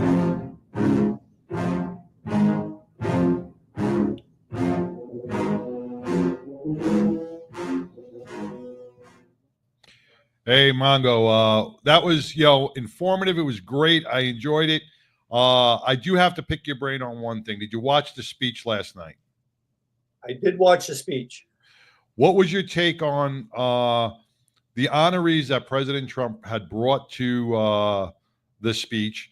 The 13-year-old terminally ill brain cancer patient, the widow of the NYPD, the two families whose children were murdered by illegal immigrants, and and so forth, and our hero who was a POW, and then the announcement of the capture of the terrorist from Abbygate, and then certain members of the Congress sat and no applause. I thought it was very shameful. What is your take? Yeah, it was despicable. And don't forget the one kid, the son of the fallen officer, who was told that he was given his appointment to West Point. Oh, right. Yeah, God. I understand the politics of not clapping for the accomplishments that Trump is claiming to move America forward. I get that, because both sides do it depending upon who's giving the speech. Right. But when the Democrats are giving that same speech, and then they break off and they start recognizing the people in the audience and the things that they've done, or what they've suffered, what they've gone through, just to recognize their sacrifices, the Republicans always stand and clap. The fact that the Democrats didn't do it last night was actually shameful. I felt ashamed for the entire party because they didn't do it. And they showed the one Democratic representative that just kind of put her hands together and then wiped her eye like, this is boring. It was despicable. That part of those speeches, no matter who's giving it, is for all of America. Recognize them, admire them, clap, and then when it goes back to politics, be your political self again. Because last night was bullshit. I did not appreciate it one bit. Yeah, I felt the same way, and I think a lot of people felt that same way. Those who are being recognized yesterday are not in the political field. They have no they are not part of the political policy. They are victims who were tragically hurt or are suffering from illnesses, and they should have been recognized and honored. And I think that party, the Democratic Party, by not honoring them that way, really showed their true colors. I think, and I hope I'm right about this, it's not going to change how the Democrats feel. It's not going to change how the Republicans feel. But there's an independent middle ground. And I hope a lot of those independents go, you know what? That was bullshit.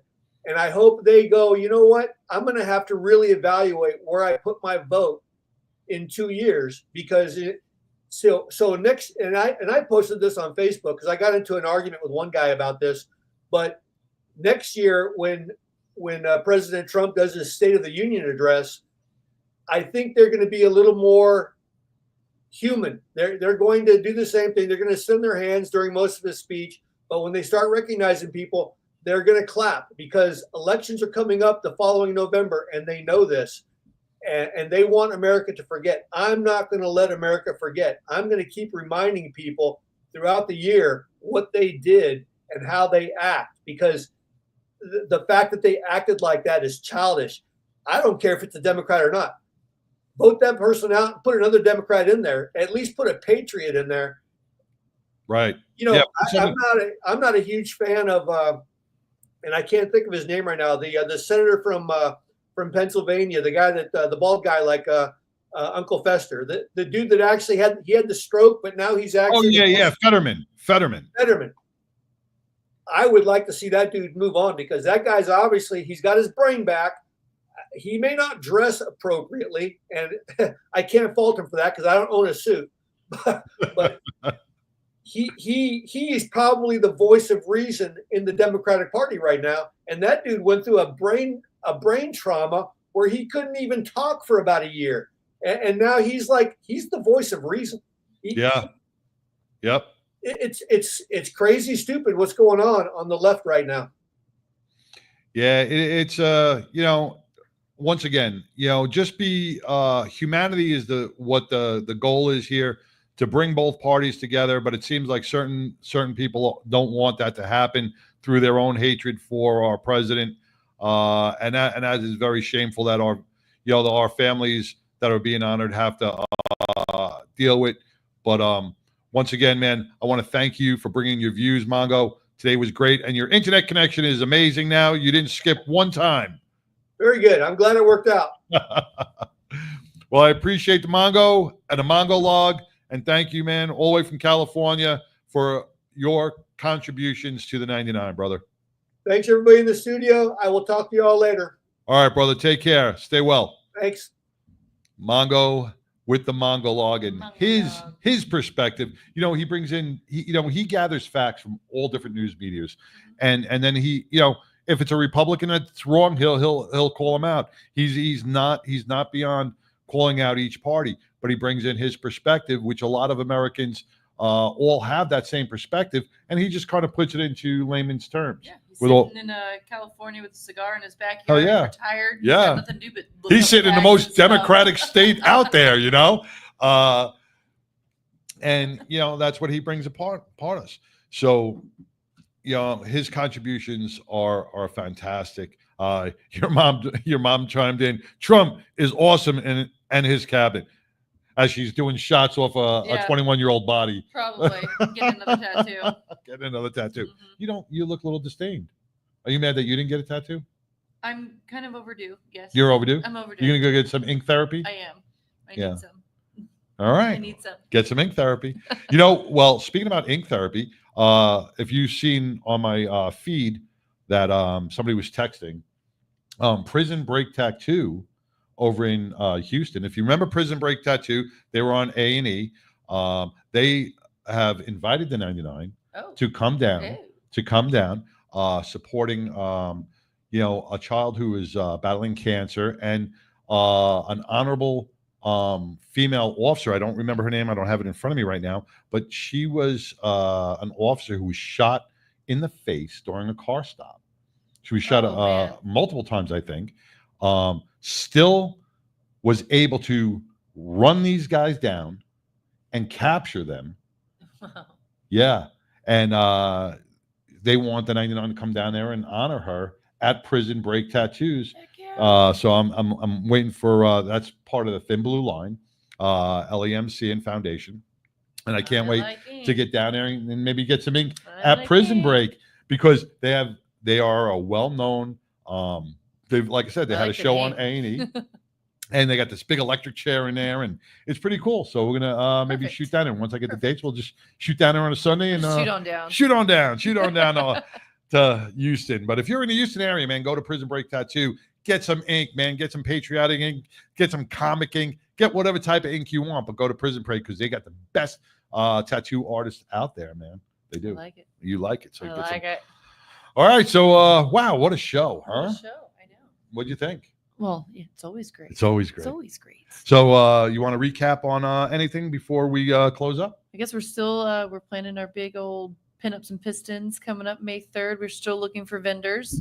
Vendors patriotic theme preferred, but not gonna say no. But we can't do anything that is selling inside of Indian, so no riding gear, stuff like that. But All the other vendors are welcome. Looking for some food trucks and bar trucks and all that good stuff. I like what you put on Facebook. Find your inner character, or what was that? Find your inner child, and dress up and dress up. Come out, have a great time. Indian, we're so excited. They're all like, "Hey, we got our outfits for today." They're picking out their dresses and their slick back, hair dudes. It's going to be a great time. So, you don't have to be a pro. You can just come out and enjoy the vibe. Right. And exactly. Enjoy the vibe. Enjoy it. Dress up and it's all classy. 1950s class. 1950 class, man. Dress up as Rosie the Riveter. Dress up as a warbird. It's red, white, and retro. Red, white, and retro. We're going to have the classic cars down. Oh, thank you for putting that up for pinups. And we're going to have it's car show. Classic car show, 1970s and earlier. We got a bike show, basically open to all bikes, Harley and Indian. We are having the loudest pipes competition. We're having the classic pinups, 1950s pinups contest. And we got the HO-58 helicopter warbird. HO-58 Kiowa helicopter that you guys can take pictures with as well. Yeah, so it's going to be fun for the whole family. Come on down. You can register online at you can just email me. I got it all on the flyer. Email me for more information. I'll direct you to what category you are interested in. Yeah, so we got some celebrity judges out there too, judging the pinup contest. We got Chaz Taylor, pro wrestler, an actor. We got former cowboy Mike Kiesliak, Erica Wilder. 92.2 The Hawk. Hank FM. Oh, Hank FM. She's gonna get me. I did that. TK with celebrity softball and sports marketing. And you know who else is going to show up? I know. Are we talking about the same person? Yep. Tattoo Mark. Yep. If you are a Dallas Cowboy fan, you have to know Tattoo Mark. He has got the big tramp stamp on his back of the Dallas Cowboys, and I think he's got like 22 different symbols all over his body for Dallas Cowboys. Yeah, he's going to be setting up a booth at the Pinups and Pistons. Basically, it's like a teddy bear booth where you go there and you can pick out teddy bears, and the teddy bears that you purchase get donated to the children's hospitals. Yeah, and I think in 2024 they gave out 11,000 teddy bears to Texas hospitals for children battling illnesses. Yep. So we got a lot going on. Hell yeah. It's where the rubber meets the road. Follow us for all the updates. Yep. So next week, man, we are celebrating St. Patty's Day. So we will be green. Green beers. We will be having some green beers. You ready, Ange, for some green beers next week? He's down anytime. He's like, yeah, I don't care if they're green or clear or whatever it is. Ange is always down for some green beers. But we're going to have guest Tom Barber on with Anytime Fitness. He's going to show you, man, he's a big dude, right? He's a big dude. Biker fitness, man, it's something we all battle with because we, between work and everything else. But you know what? After those 100-mile rides on a Sunday, our backs are killing us. Our legs are killing us. He's going to show us how to get those staminas for those iron butt rides and keep in shape for the riding season. We're also going to have Michael Long from Texas Harley Davidson. He's going to be in here telling you about some great deals, some great upcoming events that Texas Harley is having as well. So next week's going to be a great week to celebrate St. Patty's Day here on the 99, man. Follow us for all our events at 99%radionetwork.com. Like, share, tag, and subscribe to our YouTube channel because we are just blowing up, going on the OBBM network through Roku and Apple TV. Keep dropping those pics and showing off your stuff because we are going to be playing them on the air once a month. We're going to do a little fanfare, and we're just going to keep thriving in 25. So if you could be anything. Started getting congested for a second. Let me take over. You take over. I'm waiting for you to. Can't you see this? You were doing so well. I was just letting it roll. So if you could be anything. Be kind. Peace.